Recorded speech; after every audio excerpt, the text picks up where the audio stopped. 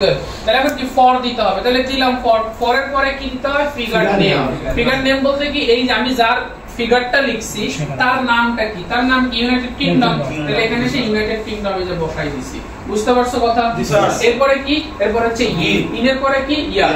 ইয়ার কি এই যে ইয়ার তো আমি 1967 সালে লিখতেছি, তাহলে এখানে লিখে দিলাম 1967 সাল। বুঝছো আমার কথা? এরপরে কি দেখো, এরপর হচ্ছে কম্পেয়ার টু, কি কম্পেয়ার টু, তাহলে এখানে বসাইছি কম্পেয়ার টু। কম্পেয়ার করার পরে কি করব, ওই যে ফিগারটা আমি লিখছি, এখন আমি তো টার্গেট করছি 1967 কে, তাহলে এই সালে তো আরো অনেকগুলো ফিগার বাকি আছে। বুঝতে পারছো?